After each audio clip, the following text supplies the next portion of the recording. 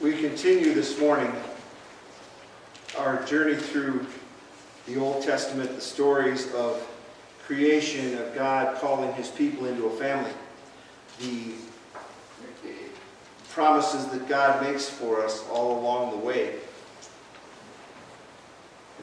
So we welcome you again to that journey this morning, here at this time and in this place, as we are exploring the promises and the plans that God has for us. Promises and plans of God. That's a phrase that has a certain gravity to it, right? The words are solemn and awesome as they roll off our tongue. The promises and plans of God. How can we possibly wrap our minds around God's agenda? Well, as we read through the Scriptures, we see how God's people through the centuries have tried to do just that. In the past couple of weeks, we've looked at the first chapters of Genesis for some sort of an explanation of why we mess up in life and damage the world around us. And even though we've been created in the image of God, we still seem to stumble and trip and fall all our way through our lives. And then we've listened in on a chat between God and Abram, who isn't quite seeing how God's plan is going to play out in the lives of a couple of childless senior citizens. He says, now where is this great nation you've promised again? And God answers, don't worry, I've got this. And he invites Abram to step outside the tent and look up at the glory of a star-filled sky. Somehow, some way, God's plan moves ahead, either with us on board or sometimes in spite of us. Hopefully you've had some opportunity through this last week to take advantage of the insert in the bulletin that has some daily readings for devotion day by day. It gives you a sense of where we are between the story of last week and the story of this week. And you've seen how God's plan falls into place in the lives of people who we wouldn't dream of choosing as our leaders, let alone see them as God's chosen people. Abram, Isaac, Jacob, as you read through the stories, they were all schemers. They were all people that we probably wouldn't trust our best friend to. They were folks who would stoop pretty low to get their way. And if you know someone who doesn't feel like they can come to church on Sunday morning because they feel like they might not be good enough, well, if they feel they don't measure up, well, then they just don't know our story. Because we're all in that boat together. And that brings us to the reading from Genesis as that story, our story, continues this morning. The sermon's going to take just a little bit different shape today. The reading from Genesis is a little long. It's made up of 4 different snapshots in the story of Joseph and his brothers. And if you have some time today, I'd invite you to read through the whole Joseph story in Genesis, beginning with chapter 37 through the end of the book. It's a great read. Fascinating stuff, but we're just going to hit the high points this morning. As I said, since last Sunday, we've moved ahead 4 generations in the story. The ability to have children does not seem to be a problem anymore. Abram's grandson Jacob had 12 sons and 1 daughter. But all was not rosy in the family. Are you not surprised? So here's the first part of the story of Joseph from Genesis chapter 37, verses 3 through 8. Now, Israel loved Joseph more than any of his other children because he was the son of his old age, and he made him a long robe with sleeves. But when his brothers saw that their father loved him more than all his brothers, they hated him and could not speak peaceably to him. Once Joseph had a dream, and he told it to his brothers, and they hated him even more. He said to them, listen to this dream that I dreamed. There we were, binding sheaves in the field. Suddenly my sheaf rose and stood upright. Then your sheaves gathered around it and bowed down to my sheaf. His brothers said to him, are you indeed to reign over us? Are you indeed to have dominion over us? So they hated him even more because of his dreams and his his words. What could God be thinking, choosing people like this? Managing a family of any size isn't easy. But as you read that story, you realize Joseph was not doing himself any favors either. Now Israel loved Joseph more than any of his other children because he was the son of his old age. He made him a long robe with sleeves. Choosing favorites among your children is never a good idea. And it sure messed up the chemistry of Jacob's family. Since Joseph was born while both of his parents were elderly, which we've heard before, Jacob had a special fondness for Joseph. How many of you are the youngest in the family? I know. Then you know how tough it can be to walk the road with your older siblings. But you've also learned pretty fast how to work it and make it work for you, right?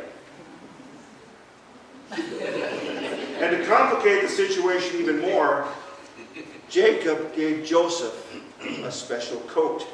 And as he said with the kids, maybe you've learned or had it taught you that it was a cloak of many colors, and that works. But a more correct translation is probably a robe with long sleeves. At any rate, it doesn't change the impact of the little brother Joseph wearing that coat, because having a coat or a robe like that took a lot of time to make. You just didn't take a trip to the Burlington Coat Factory, pick out something that you liked and check it out. In the average family of that day, more time was spent providing clothing than in preparing food. So whether it was a coat of many colors or a robe with long sleeves, it still meant that in that manufacturing process, it took a lot of time. And extra work, especially if there are 13 children in the family. And if that coat's given to you, you sure wouldn't wear it for farm work. But that didn't seem to bother Joseph. He wore that coat everywhere, and it was a reminder that Dad liked him best. It's almost like the Smothers Brothers in their conversation back and forth. And his brothers hated him for it. As it turns out, being a fancy coat wearer was not Joseph's only burden to bear. He was also a dreamer. And his dreams got him into trouble too. He told his brothers, "Listen to this dream I dreamed. There we were binding sheaves in the field. Suddenly my sheaf rose and stood upright, and your sheaves gathered around it and bowed down to my sheaf." Not the wisest move, right? How could one guy make so many mistakes and be so clueless about relationships and how to get along with people? One writer pointed out the obvious answer. Right from the text, it says, Joseph, being 17 years old. Need we say more? He was a typical 17-year-old, maybe a little full of himself, with judgment not yet developed, and certainly naive. And when Joseph shared his dream with his brothers, who already were not too fond of him, we read that they hated him even more because of his dreams and his words. And yet, God chose him. And God stayed with him through all that was about to change Joseph's life and our lives forever. So let's look at the next slice of the story from verses 17 through 22. So Joseph went after his brothers and found them at Dathan. They saw him from a distance, and before he came near to them, they conspired to kill him. They said to one another, "Here comes this dreamer. Come now, let us kill him and throw him into one of these pits. Then we shall say that a wild animal has devoured him, and we shall see what will become of his dreams." But when Reuben heard it, he delivered him out of their hands, saying, "Let us not take his life." Reuben said to them, "Shed no blood, throw him into this pit here in the wilderness, but lay no hand on him, that he might rescue him out of their hand and restore him to his father." It's pretty clear that the soap opera was not born in the 20th century. Hatred toward the younger brother bubbles into rage and vengeance. They said, let us kill the dreamer in his dream. Dreamers seldom have an easy road. They're seen as lazy, impractical, sometimes even dangerous.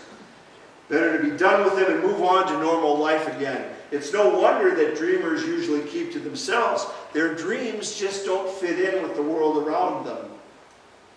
And maybe that's why we have such a hard time when Jesus tells us to let our lights shine, to go out like the kids were and tell about the glory of God.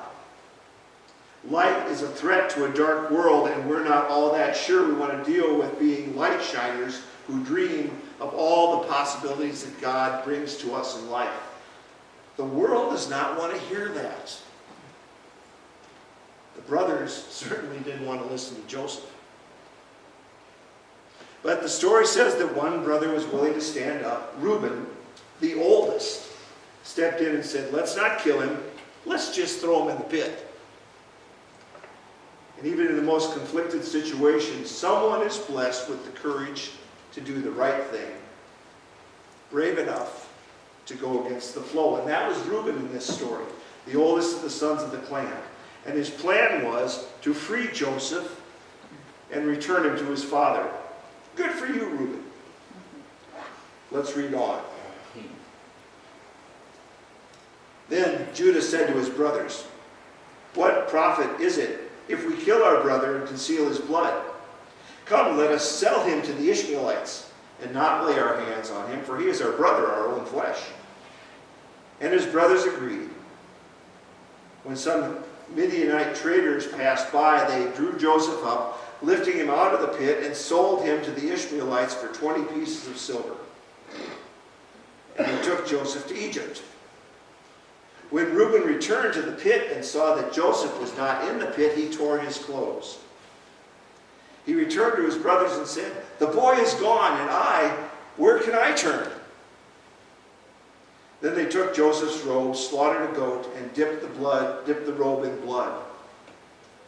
And they had the long robe with sleeves taken to their father, and they said, this we have found. See now whether it is your son's robe or not. He recognized it and said, it is my son's robe. A wild animal has devoured him. Joseph, beyond doubt, is torn to pieces.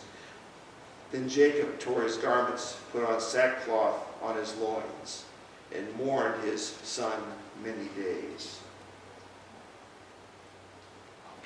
What a wonderful family God chose.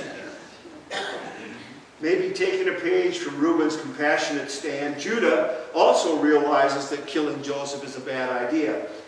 There's no money in that. Let's sell him to a passing caravan and then tell Dad that a wild animal has killed him. We can even take the dang coat and cover it with blood as proof. Who's going to know?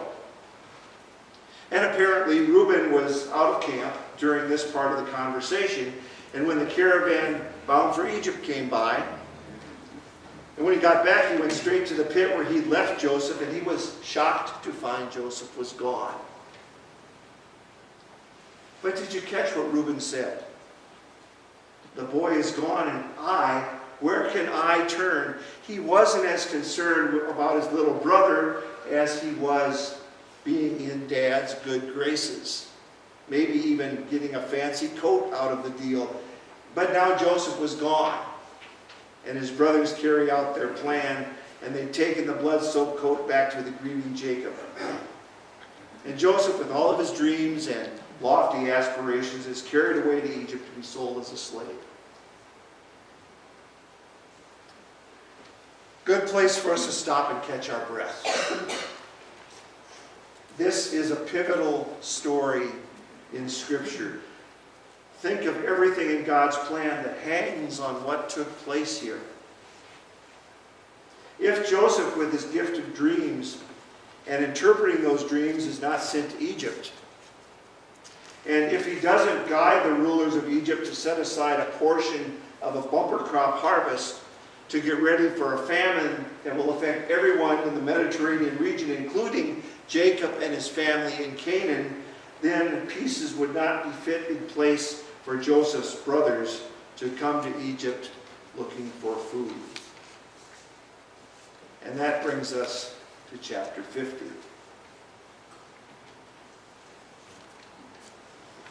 Realizing that their father was dead, Joseph's brothers said, "What if Joseph still bears a grudge against us and pays us back in full for all the wrong we have done to him?"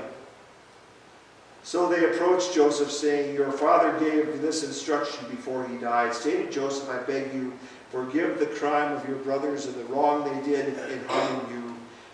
Now therefore, please forgive the crime of the servants of God of your father." Joseph wept when they spoke to him. Then his brothers also wept, fell down before him, and said, "We are here as your slaves." But Joseph said to them, "Do not be afraid. Am I in the place of God? Even though you intended to do harm to me, God intended it for good in order to preserve the numerous people as he is doing today. So have no fear. I myself will provide for you and your little ones." In this way he reassured them, speaking kindly to them.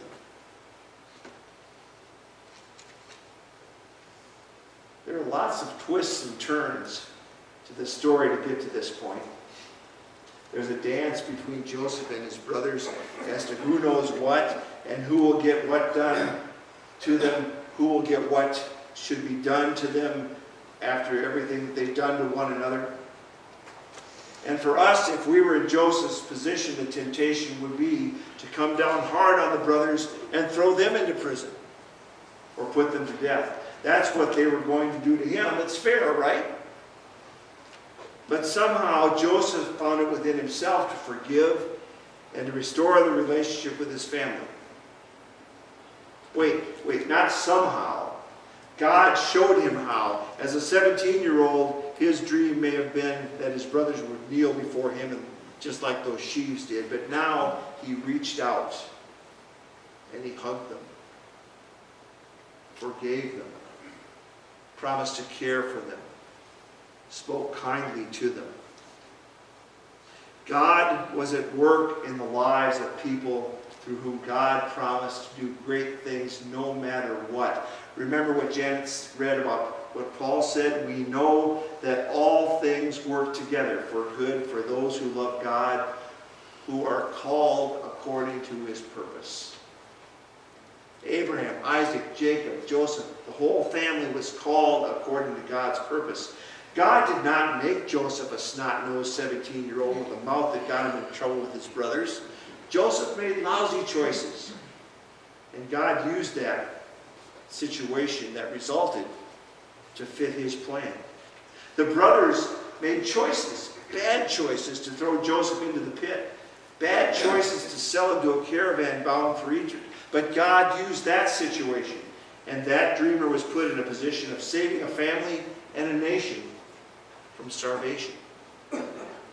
And when situations changed in Egypt, and the Hebrew people who had been welcomed were enslaved because of the new rulers in Egypt, who were afraid of the growing number of foreigners inside their borders, God used that situation too, and a nation was led out of slavery to freedom. But more on that story next week. Friends, this is our God, still at work in our world, still at work in our lives with the power to make good things result even out of our bad choices, because we're still making bad choices. You can plant your life on that promise, and you can dream big dreams because you belong to Him. Would you pray with me? Gracious God, may we never lose sight of your love for us. May our ears never be dulled to your call to us and what that call means for us. And when there are difficult times in our lives, when we make bad decisions and choices, where it seems like we're far from you, reach out, take our hand, and draw us close. And lead us in this journey of faith that you called us to walk in Jesus' name.